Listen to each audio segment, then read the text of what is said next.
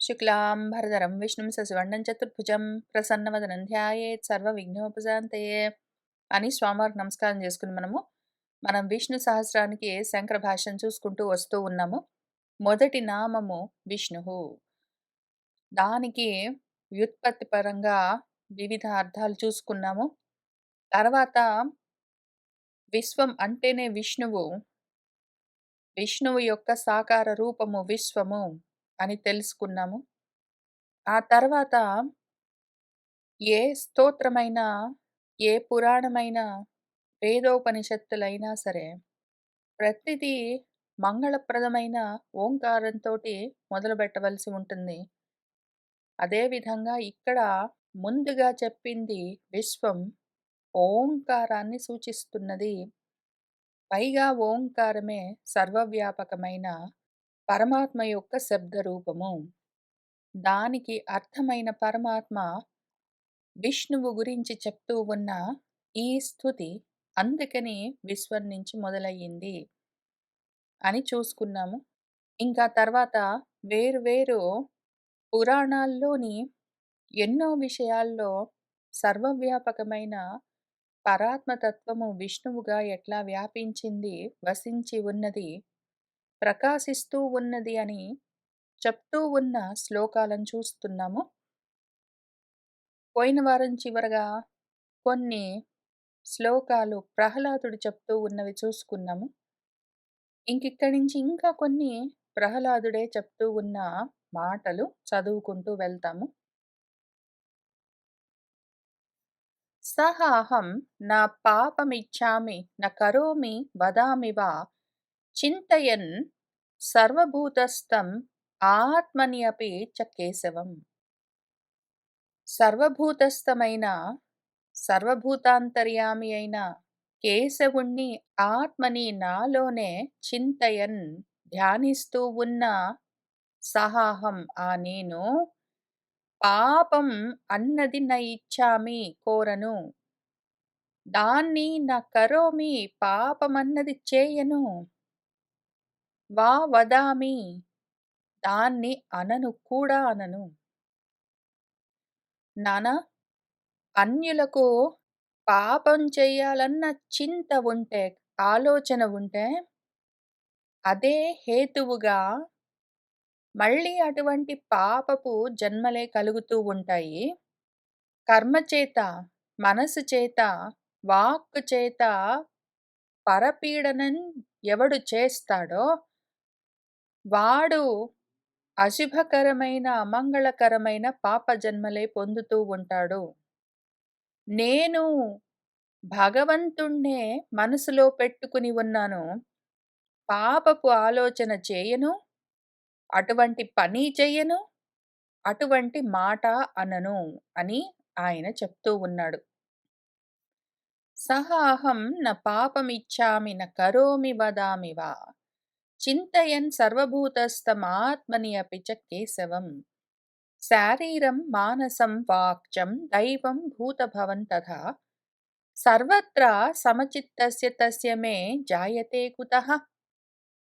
సర్వస్య సమచిత్తస్య తస్య మే అంతటా సమస్థితిలో ఉన్న నాకు శారీరం నా శరీరం వల్ల కలిగే వ్యాధులు, మానసం నా మనసు వల్ల కలిగే ఆధులు, ఆది వ్యాధులు గాని, వాక్చం మాట వల్ల కలిగే కష్టాలు కాని, దైవం ప్రారబ్ధం వల్ల కలిగే నష్టాలు కాని, భూతభవం ఇతర ప్రాణుల వల్ల కలిగే దుఃఖాలు గాని తథా అట్లానే ఏవి అయినా సరే కుతః జాయతే ఎక్కడి నుంచి కలుగుతాయి నానా? నువ్వు నన్ను ఏనుగులతో తొక్కిద్దామనుకుంటున్నావు, మిగిలిన ప్రాణులు నన్నేమీ చెయ్యలేవు. నేను భూతభావుడైన భగవంతుణ్ణి నా హృదయంలో పెట్టుకుని సమస్థితిలో ఉన్నాను. ఆ ఏనుగు నేను కాకపోతే కదా నన్ను వేరేగా అదేదైనా చెయ్యడము. ఆ ప్రారబ్ధమన్నది ఆ కర్మను నేను వేరుగా చూడట్లేదు, కర్మణ కూడా వేరుగా చూడట్లేదు, కాబట్టి నన్నేమీ చెయ్యలేదు. మాట వరసకి కూడా భేదమన్నది నేను అనను. ఉన్నదంతా ఒక్కటే అనన్యమైన పరాత్మ అని చెప్తాను. కాబట్టి నన్ను దూషించినా కూడా అది నన్ను తాకదు. ఎందుకంటే అటువంటిది లేదు. నా మనసులో కూడా అటువంటి భేద దృష్టి లేకపోవడం చేత మానసికంగా కలిగే ఎక్కువ తక్కువలన్న అభిప్రాయాల వల్ల ఉన్నాయనిపించే సుఖ దుఃఖాల అనుభూతులు కూడా నాకుండవు.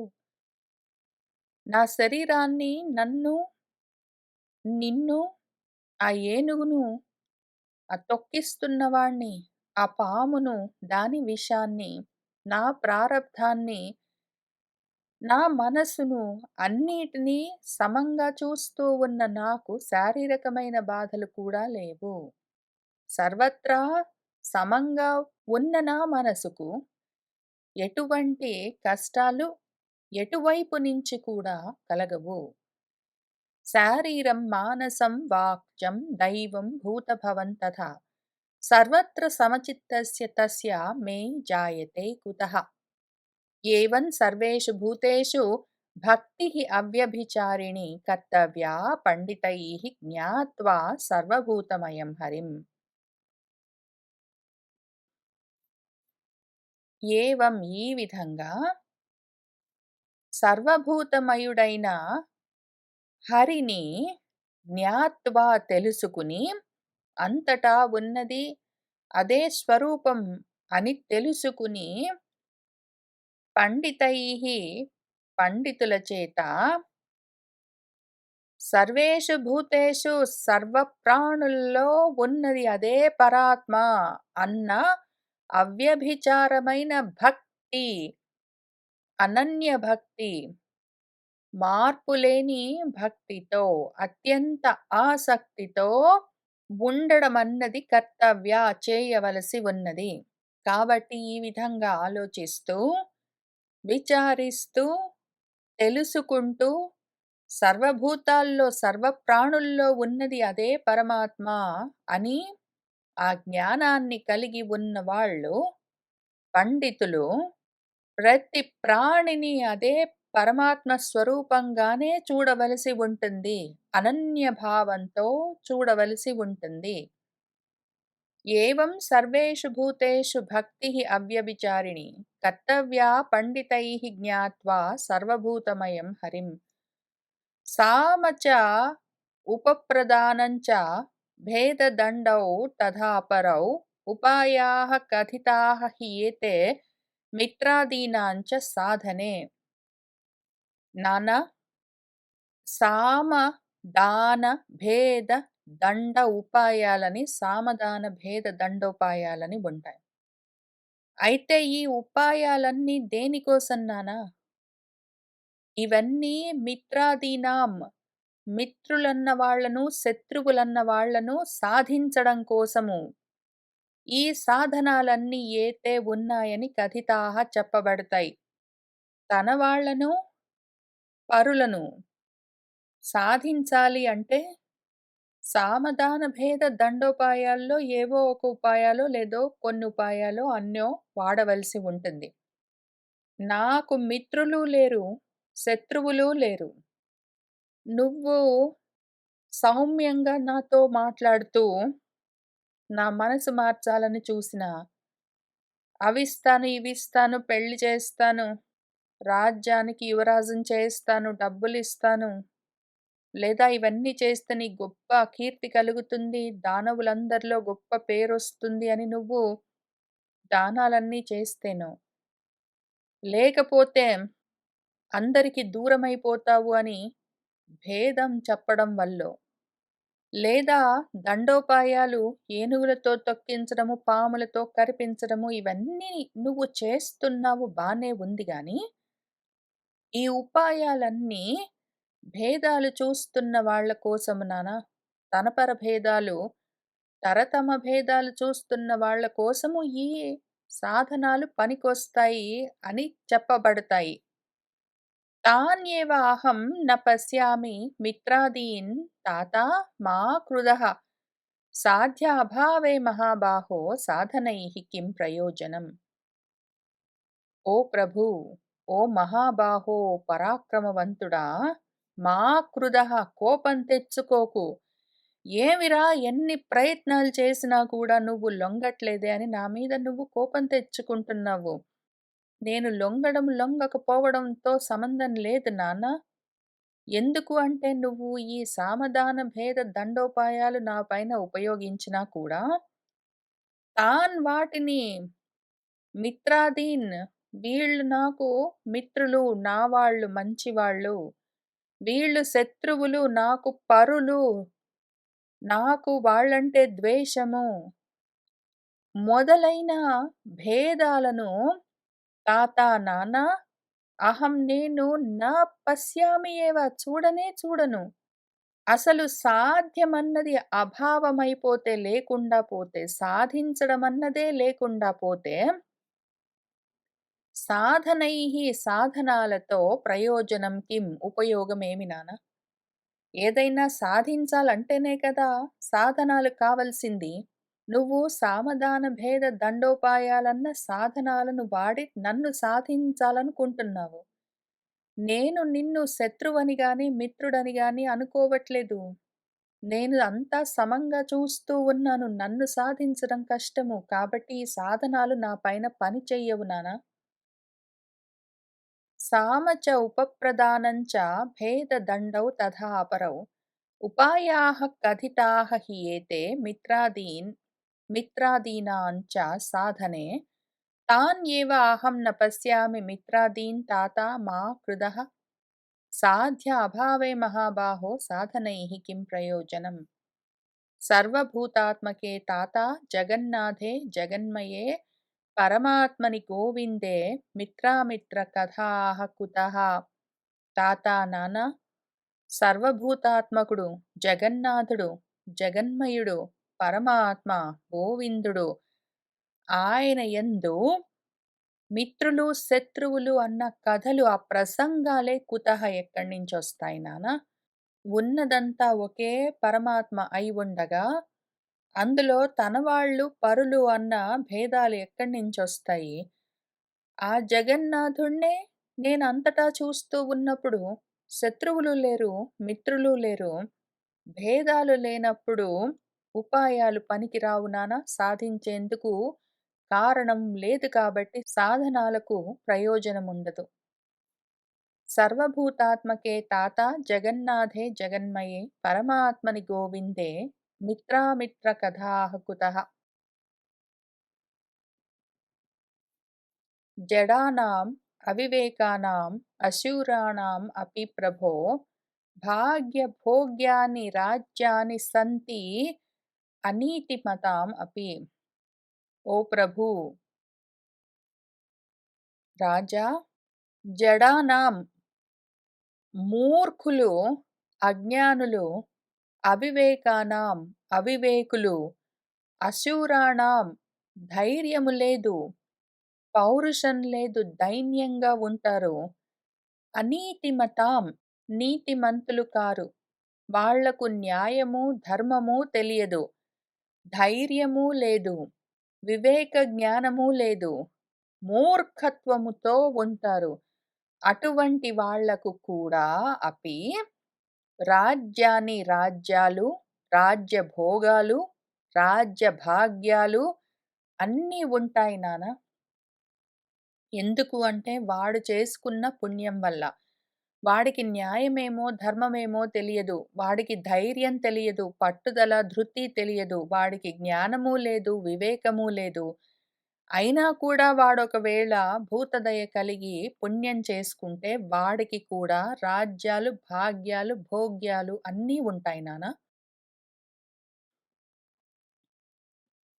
తస్మాత్ యతేత పుణ్యేషు యః ఇచ్ఛేత్ మహతీం శ్రియం యతితవ్యం సమత్వేన నిర్వాణమపి చ ఇచ్ఛత.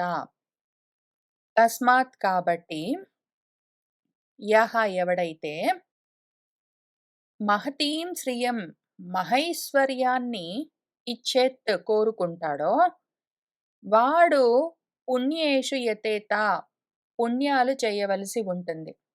వాడికి తెలివి లేకపోయినా పర్వాలేదు, న్యాయాలు ధర్మాలు తెలియకపోయినా పర్వాలేదు, వాడికి వివేక జ్ఞానం, వివేచన లేకపోయినా పర్వాలేదు. వాడు గొప్ప ఐశ్వర్యం కావాలంటే పుణ్యాలు చేసుకోవచ్చు. దానితో వాడికి అటువంటి కోరుకున్న ఐశ్వర్యం కలుగుతుంది. అయితే నిర్వాణం ఇచ్చట మోక్షం కావాలనుకున్నవాడు మాత్రము సమత్వేన సమభావంతో యతితవ్యం ప్రయత్నం చేయవలసి ఉంటుంది. ఐశ్వర్యాలు కావాలంటే పుణ్యాలు సాధించుకోవలసి ఉంటుంది నాన్న. పుణ్యకర్మల వల్ల గొప్ప లోకాలు కలుగుతాయి. లోకానుభవాలు కలుగుతాయి. ఇహంలో రాజ్యభోగాలు, పరంలో స్వర్గభోగాలు కలుగుతాయి. అయితే అవన్నీ అజ్ఞానపూరితమైనవి, నశ్వరమైనవి.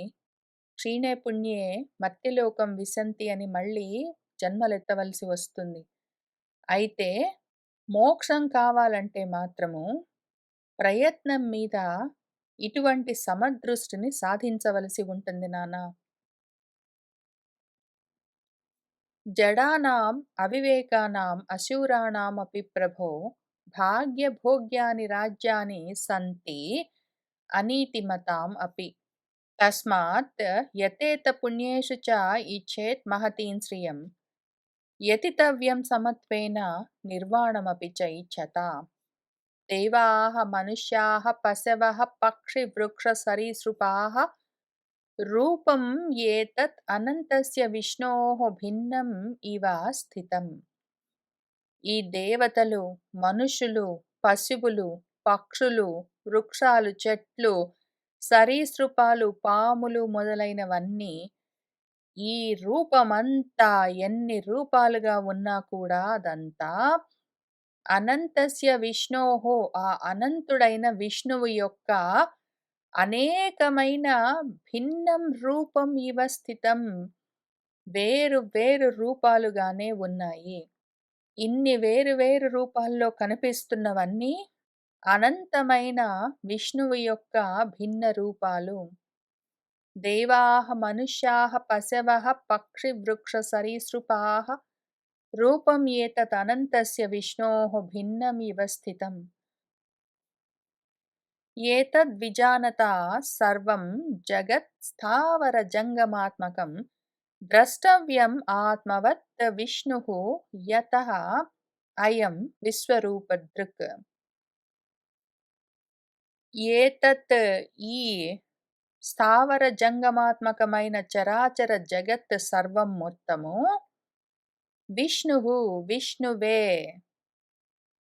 ఇదంతా అక్కడి నుంచే వచ్చింది అని విజానత తెలుసుకున్నవాడు విశ్వరూపదృక్ పరమాత్మను విశ్వరూపంగా చూస్తూ ఉన్నవాడు, విష్ణువును విశ్వరూపంగా చూస్తూ ఉన్నవాడు యతః అయం ఆత్మవత్ ఆత్మస్వరూపంగానే తన స్వరూపంగానే ఇదంతా ఉన్నదని ద్రష్టవ్యం చూడవలసి ఉన్నది. ఈ జగత్తు మొత్తము ఈ విశ్వమంతా విష్ణువు యొక్క సాకార రూపము.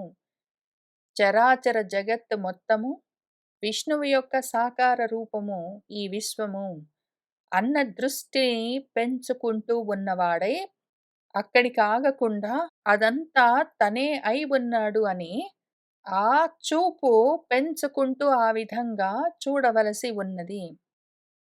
ఏతత్ విజానత సర్వం జగత్ స్థావర జంగమాత్మకం ద్రష్టవ్యం ఆత్మవత్ విష్ణుః యతః అయం విశ్వరూపదృక్. ఏవం జ్ఞాతే సః భగవాన్ అనాదిః పరమేశ్వరః ప్రసీదతి అచ్యుతః యస్మిన్ ప్రసన్నే క్లేశ సంశయః. ఏవం ఈ విధంగా జ్ఞాతే తెలుసుకుంటే అప్పుడు సహ భగవాన్ ఆ భగవంతుడు, ఆ అనాది ఆది లేనివాడు అంతు లేనివాడు ఆ పరమేశ్వరుడు అచ్యుతుడు ప్రసీదతి ప్రసన్నుడవుతాడు. యస్మిన్ ప్రసన్నే ఎప్పుడైతే ఆ భగవంతుడు ప్రసన్నుడవుతాడో అప్పుడే క్లేశ సంశయః ఈ క్లేశాలన్నీ తొలగిపోతాయి. ఏవం జ్ఞాతే సహ భగవాన్ అనాదిః పరమేశ్వరః ప్రసీదతి అచ్యుతః యస్మిన్ ప్రసన్నే క్లేశ సంశయః. బహూనాం జన్మనాం అంతే జ్ఞానవాన్ మాం ప్రపద్యతే వాసుదేవః సర్వం ఇతి సహ మహాత్మా సుదుర్లభః. ఈ క్లేశ సంశయః వరకు మన ప్రహ్లాదుడు చెప్తూ వచ్చాడు. ఇంకా ఈ శ్లోకము బహూనాం జన్మనాం అంతే అన్న శ్లోకము మన భగవద్గీతలోది. భగవంతుడేం చెప్తున్నాడంటే, ఎన్నో జన్మల చివర్న ఆ జ్ఞానవంతుడు సంపూర్ణంగా ఆత్మజ్ఞానం కలిగిన వాడు మాం ప్రపద్యంతే నన్నే చేరుతాడు. వాసుదేవః సర్వం ఇతి, సర్వము వాసుదేవమయమే అని తెలుసుకున్న సహ మహాత్మా, అటువంటి మహాత్ముడు తానే మహత్తుగా వ్యాపిస్తూ ఉన్నవాడు సుదుర్లభః, అసలు దొరకడం కష్టం. అటువంటి వాళ్ళు అంత తొందరగా కనిపించరు. అటువంటి వాళ్ళు చాలా ఎక్కువగా ఉండరు. ఉన్నవాళ్ళు గూడా తెలియరు. పైగా బహూనాం జన్మనాం అంతే అన్నప్పుడు ఎన్నో జన్మల తర్వాత అంటే ఎన్నో రూపాలు తీసుకుని పుడుతూ, చనిపోతూ అని గూడా శారీరకమైన స్థూల దేహానికున్న లక్షణంతో కూడా చెప్పుకోవచ్చు. నా పూర్వ జన్మల్లో ఎన్ని సార్లు నేను పుడుతూ, చస్తూ వచ్చానో, ఇంక తర్వాత ఎన్ని జన్మలున్నాయో అని చెప్పుకుంటూ ఉన్నప్పుడు, ఫిజికల్‌గా స్థూలంగా ఉన్న గ్రాస్ మెటీరియల్ బాడీ తోటి ఉన్న జన్మల పరంపర గురించి కూడా చెప్పుకుంటున్నాము కాక, ఆధ్యాత్మికంగా సూక్ష్మ రూపంతో మనసుతో కూడా మనం ఎన్నో సార్లు చస్తూ, పుడుతూ ఉంటాము. ఒకానొకప్పుడు కొన్ని సంవత్సరాల కింద కోరికలతో ఉన్న నేను, ఇప్పుడు ఆ కోరికలు దాటి నిష్కామంగా కర్మలు చేసే స్థితికొచ్చాను అన్నప్పుడు ఒక జన్మ దాటినట్టే నేను కూడా. ఆ రకంగా మనసా మారుతూ ఉన్న సమయంలో అన్నన్ని జన్మలు మనము దాటుకుంటూ వస్తూ ఉన్నామని కూడా అర్థం చేసుకోవాలి. ఈ విషయాన్ని మనం వ్యాస భాగవతంలో బ్రహ్మగారి సృష్టులన్న అధ్యాయాల్లో చాలా విస్తారంగా చూసుకున్నాము. కాబట్టి చాలా జన్మల తర్వాత అంటే ఫిజికల్‌గా జన్మలే గాదు.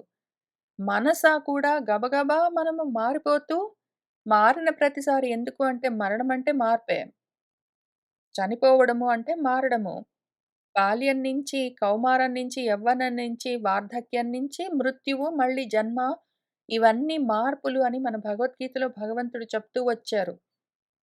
అటువంటి మార్పు మృత్యువు. ఈ మార్పులు శరీరానికే గాదు, మనసుకు కూడా కలుగుతూ ఉంటాయి. ఆ విధంగా మార్పులు కలుగుతూ ఉన్నప్పుడు ఊర్ధ్వ దిక్కుగా ఆన్‌వర్డ్, అప్‌వర్డ్ ప్రయాణం చేస్తూ వెళ్తూ ఉన్నప్పుడల్లా అన్ని జన్మలు మారుతూ ఉన్నాయని అర్థము. జన్మలు ఆన్‌వర్డ్, అప్‌వర్డ్ ఊర్ధ్వ దిక్కుగా ఒకవేళ కలుగుతూ ఉంటే వాడు అంతకంతకి జ్ఞానంగా పెరుగుతూ ఉంటాడు.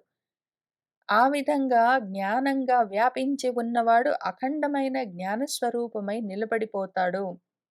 అటువంటి మహాత్ముడు దొరకడం కష్టం. ఉన్నా కూడా అటువంటి సాధన లేని వాళ్ళు గుర్తుపట్టలేరు.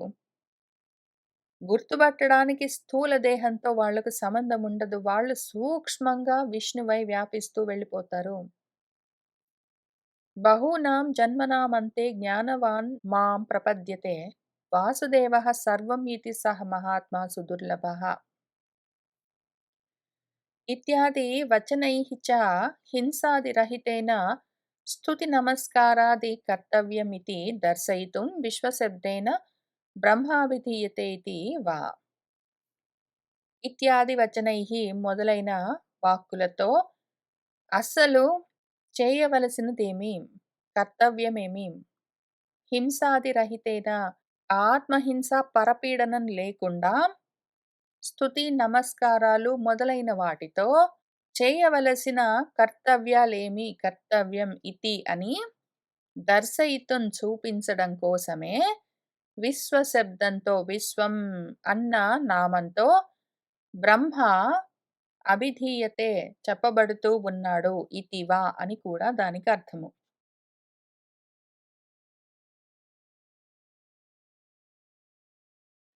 మత్కర్మకృత్ మత్పరమః మద్భక్తః సంగవర్జితః నిర్వైరః సర్వభూతేషు యః సః మాం యేతి పాండవా ఇతి. మన భగవంతుడే భగవద్గీతలో అర్జునుడికి పాండవ అని పిలిచి మత్కర్మకృత్ ఆత్మపరంగానే కర్మలు చేసేవాడు. మత్పరమః అదే తత్పరతతో ఉన్నవాడు. మద్భక్తః ఆత్మతత్వం గురించి అత్యంత ఆసక్తి కలిగి ఉన్నవాడు. సంగవర్జితః అందుకోసము వైరాగ్యాన్ని సాధిస్తూ ఉన్నవాడు. సర్వభూతేషు నిర్వైరః సర్వప్రాణుల పట్ల ద్వేషభావం లేకుండా ఉన్నవాడు. యః ఎవడున్నాడో సహ అటువంటి వాడు అర్జునా మాం ఏతి నన్నే పొందుతాడు. మత్కర్మకృత్ మత్పరమః మద్భక్తః సంగవర్జితః నిర్వైరః సర్వభూతేషు యః సహ మాం ఏతి పాండవ ఇతి. న చలతి నిజవర్ణధర్మతః యః సమమతిః ఆత్మసుహృద్ విపక్షపక్షే న హరతి న చ హంతి కించిత్ ఉచ్చైః సితమనసం తం అవేహి విష్ణుభక్తం.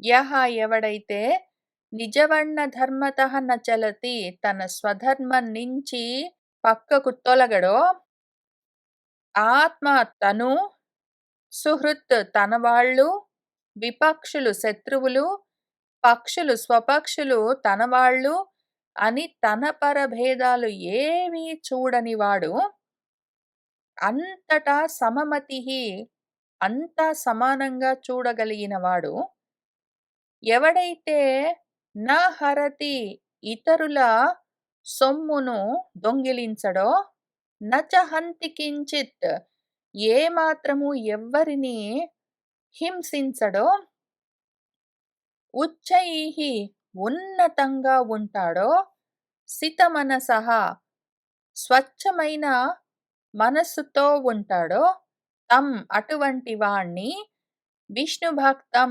విష్ణుభక్తుడు అని అవేహి తెలుసుకో. న చలతి నిజవర్ణధర్మతః యః సమమతిః ఆత్మసుహృద్ విపక్షపక్షే న హరతి న చ హంతి కించిత్ ఉచ్చైః సితమనసం తం అవేహి విష్ణుభక్తం.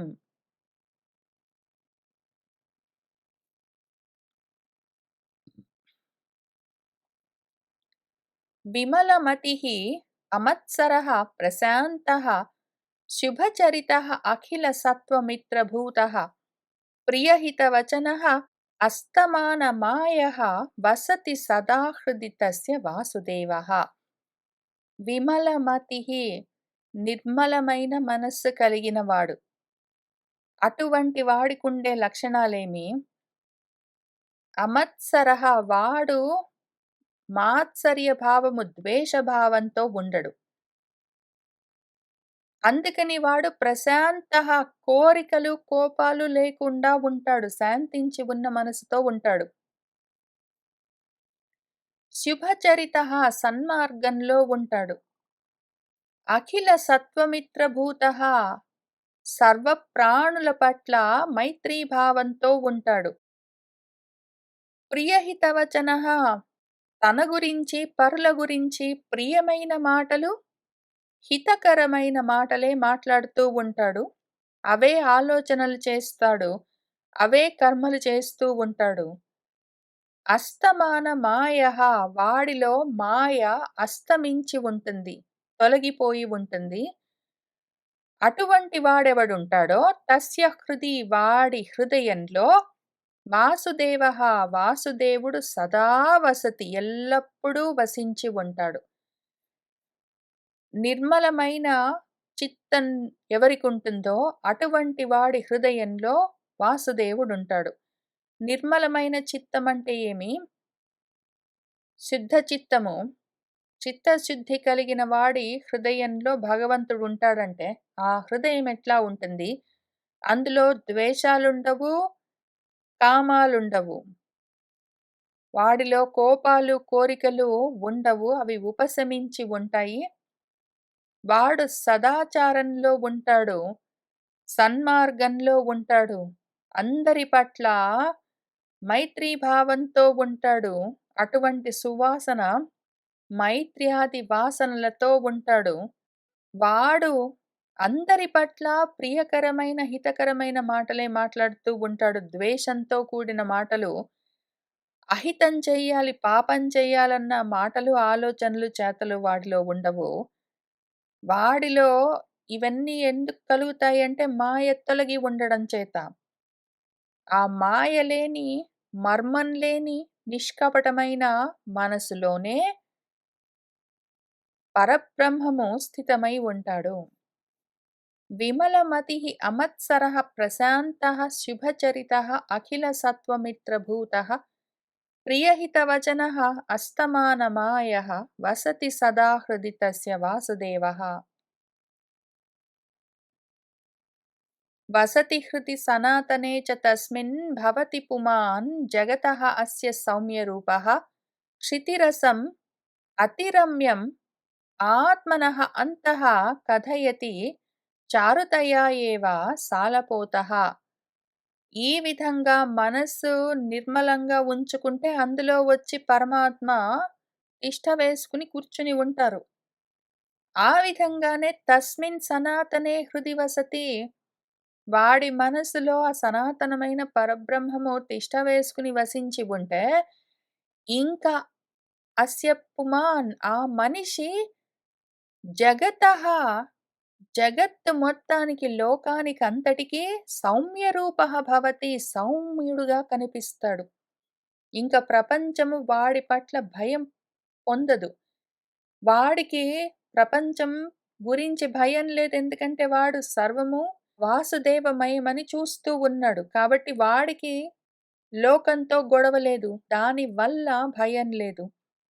లోపల ఎవరి హృదయంలో వాసుదేవుడు వసించి ఉంటాడో వాణ్ణి చూస్తే లోకానికి కూడా భయం లేదు. వాడితో లోకానికి, జగత్తుకు గొడవ లేదు. ఆ విధంగా వాడు సౌమ్య రూపుడై ఉంటాడు. చూడగానే సౌమ్యమూర్తిగా కనిపిస్తూనే ఉంటాడు. లోపల ఉన్న భావం అది. లోపల పరాత్మ భావం ఉంటే బయటికది కనిపిస్తూ ఉంటుంది. సర్వజీవులు, ప్రాణులు, చుట్టూ ఉన్న వాళ్ళందరూ దాన్ని చూస్తూ ఉంటారు. అదెట్లా కనిపిస్తూ ఉంటుందంటే, సాలపోతంలాగా ఒక బుజ్జి మద్ది చెట్టుందనుకోండి. అదెంత చారుతగా, ఎంత అందంగా కనిపిస్తుంది, సౌమ్యంగా కనిపిస్తుంది. ఆ బుజ్జి మద్ది చెట్టు ఎవరికి అపకారం చేస్తుంది? అది ఊరికనే ఉంటుందట్లా. శాంతిగా ఉంటుంది. నిష్కపటంగా ఉంటుంది. కోరికలు, కోపాలు లేకుండా ఉంటుంది. ఎవ్వరికి అపకారం చేయాలన్న ఆలోచన లేకుండా ఉంటుంది. అది ఒకవేళ పెద్దదవుతే నలుగురికి నీడనిస్తుంది. అటువంటి మద్ది చెట్టు బుజ్జిది దాన్ని చూస్తే ఎంత ముద్దొస్తుందో, ఎంత చారుతగా, ఎంత హృద్యంగా, మనోహరంగా, అందంగా ఉంటుందో, అందులోని ఆ మద్ది మొలకలోని, చిన్న చెట్టులోని అంతః ఆత్మనః అంతరాత్మ, దాని లోపల ఉన్నది ఎట్లా తెలుస్తుంటుంది? దానికి కోపాలు లేవు, కోరికలు లేవు, అది సౌమ్యంగా ఉందని ఎట్లా తెలుస్తుంది అంటే, క్షితిరసము భూసారాన్ని పీల్చుకుని ఉంటుందది. అతి రమ్యంగా ఉంటుంది. అదే పైకి తెలుస్తూ ఉంటుంది. అట్లానే పరమాత్మ లోపల ఉంటే, ఆ పరమాత్మ సారాన్ని వాడు బయటికి చూపిస్తూ ఉంటాడు. అంతరంగంలో అంతరాత్మగా ఉన్న ఆ తత్వము బయటికి తెలుస్తూ ఉంటుంది. ఇప్పుడది చిన్న రూపంలో ఉంటే గూడా అది పెరిగి పెద్దదై మహావృక్షమై ఎంతో మందికి ఆధారమై ఉంటుంది. అది తెలుస్తూనే ఉంటుంది చూస్తూ ఉంటేనే. లోపల ఉన్నది బయటికి కనిపిస్తూ ఉంటుంది. ఎంత ప్రయత్నం చేసినా దాచుకోలేము. లోపల పరాత్మ ఉన్నా దాన్ని దాచలేము. చూస్తూ ఉన్న వాళ్ళకి తెలుస్తూనే ఉంటుంది. లోపల కోరికలు, కోపాలు ఉన్నా ఎంత దాచాలని ప్రయత్నం చేసినా గూడా బయటికి తెలుస్తూనే ఉంటాయి. వసతి హృది సనాతనే చ తస్మిన్ భవతి పుమాన్ జగతః అస్య సౌమ్యరూపః క్షితిరసం అతిరమ్యం ఆత్మనః అంతః కథయతి చారుతయా ఏవ సాలపోతః. సకలమిదమహం చ వాసుదేవః పరమపుమాన్ పరమేశ్వరः సః ఏకः ఇతి మతిః అచలా భవతి అనంతే హృదయగతే వ్రజతాన్ విహాయ దూరాత్. అని మళ్ళీ మన యమధర్మరాజు తన భటులకు చెప్తూ ఉన్నారు. ఎవడైతే ఇదం సకలం ఈ జగత్తు మొత్తము అహంచ నేను కూడా వాసుదేవః వాసుదేవుడే. పరమపురుషుడు ఆ పరమేశ్వరుడు సహా ఆయన ఏకః ఒక్కడే. ఉన్నదంతా ఒక్కటే. అది ఆ పరాత్మ స్వరూపము. ఈ బ్రహ్మాండమైన, జీవాత్మ అయినా ఏదైనా సరే అది అదే స్వరూపమై ఉన్నది. ఇతి అని ఎవరికైతే అచలామతిః నిశ్చలమైన స్థిరమైన బుద్ధి భవతి ఉంటుందో, ఎవరి యందు అనంతే హృదయగతే అనంతుడు వాడి హృదయంలో అటువంటి వాళ్ళ హృదయాల్లో భగవంతుడు అనంతుడు ఉంటాడో, తాన్ వాళ్ళను విహాయ వదిలిపెట్టి దూరాత్ దూరంగా వదిలిపెట్టి వ్రజ వెళ్ళిపో వాళ్ళ దగ్గరికి వెళ్ళకు అని యమధర్మరాజు యమభటుడికి చెప్తూ ఉన్నారు. సకలం ఇదం అహం చ వాసుదేవః పరమపుమాన్ పరమేశ్వరః సహ ఏకః ఇతి మతిః అచలా భవతి అనంతే హృదయగతే వ్రజ తాన్ విహాయ దూరాత్. యమనియమ విధూత కల్మషాణం అనుదినం అచ్యుత సక్త మానసానాం అపగత మదమాన మత్సరాణం వ్రజభట దూరతరేణ మానవానాం. ఓ భట, ఓ యమభటుడా, యమనియమ విధూత కల్మషాణం యమనియమాదులతో కల్మషాలన్నీ తొలగిన వాళ్లకు అనుదినం అచ్యుత సక్త మానసానాం అనుదినము ప్రతి నిత్యము అచ్యుతుడి యందే తగులుకుని ఉన్న మనసులతో ఎవరుంటారో, అపగత మదమాన మత్సరాణం మదము నేను అన్న అహంకారము, మానము నాది అన్న అభిమానము, మత్సరము మాత్సర్య భావము, కోరికలు కోపాలు, అహంకారము మమకారము, కోపాలు కోరికలన్నవి అపగతము తొలగిపోయిన వాళ్ళెవరుంటారో అటువంటి మానవానాం మనుషులను దూరతరేణ దూరంగానే వదిలిపెట్టి వ్రజ వెళ్ళిపోవో భటుడా. యమనియమాదులతో కల్మషాలన్నీ తొలగిపోయిన వాళ్లను అనుదినము అచ్యుతుణ్ణే ధ్యానిస్తూ అదే తత్వానికి తగులుకుని ఉన్న మనసులతో ఉన్నవాళ్లను, అహంకార మమకార ద్వేషాదులను వదిలించుకున్న వాళ్లను, అటువంటి మనుషులను చూసి దూరంగా వెళ్ళిపో, వాళ్ళ దగ్గరికి వెళ్ళొద్దు. యమనియమ విధూత కల్మషాణం అనుదినం అచ్యుత సక్త మానసానాం అపగత మదమాన మత్సరాణం వ్రజభట దూరతరేణ మానవానాం ఇత్యాది వచనైః వైష్ణవ లక్షణస్య ఏవం ప్రకారత్వాత్ చ హింసాదిరహితేన విష్ణోః స్తుతి నమస్కారాది కర్తవ్యం ఇతి. ఇత్యాది వచనైః ఇటువంటి వివిధ వాక్కులతో వైష్ణవ లక్షణం గురించి చెప్తూ ఉన్నారు. ఈ లక్షణాలన్నీ వైష్ణవుడు అనుకునే వాడిలో ఉండి తీరాలి. విష్ణువును అనుసరిస్తూ ఉన్నవాడు, విష్ణువుని హృదయంలో నిలుపుకున్నవాడు, సర్వం ఇదం వాసుదేవమయమని చూస్తూ ఉన్నవాడు, సర్వభూతాల పట్ల మైత్రీభావంతో ఉన్నవాడు, వాటికి హితము ప్రియము చెయ్యాలని కోరుకుంటూ ఉన్నవాడు, కోరికలు కోపాలు లేకుండా ఉన్నవాడు, అహంకార మమకారాలు లేకుండా ఉన్నవాడు, ఇటువంటి లక్షణాలతో ఉన్నవాడు వైష్ణవుడు. ఇవి వైష్ణవులకు ఉండవలసిన చిహ్నాలు, గుర్తులు. వాళ్ళు ఎటువంటి ప్రకారంగా ఏ ప్రకారంగా ప్రవర్తిస్తూ ఉంటారో అని చెప్తూ ఉన్న విషయాలు. అవెటువంటివి? ఆ లక్షణాలున్న వాళ్ళు ఏ విధంగా ప్రవర్తిస్తూ ఉంటారంటే హింసాదిరహితేనా, హింస మొదలైనవి. ఆత్మహింస చెయ్యరు, పరులకు హింస చెయ్యరు, అసలు తన పరాలన్న భేదభావన లేకుండా ఉంటారు. ఆ ప్రకారంగా వాళ్ళు ప్రవర్తిస్తూ ఉంటారు. వాళ్ళ లక్షణాలు, గుర్తులు, చిహ్నాలు ఇట్లా ఉంటాయి.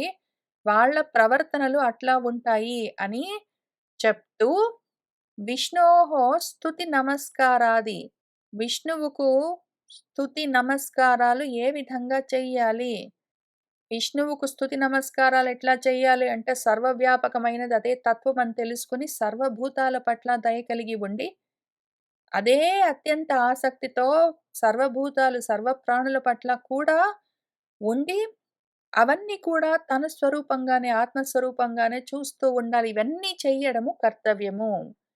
ఇది అని చెప్తూ ఉన్న శ్లోకాలు చూసుకుంటూ వచ్చాము. ఇంకిక్కడి నుంచి శ్రద్ధ గురించి చెప్తూ వెళ్తూ ఉంటారు.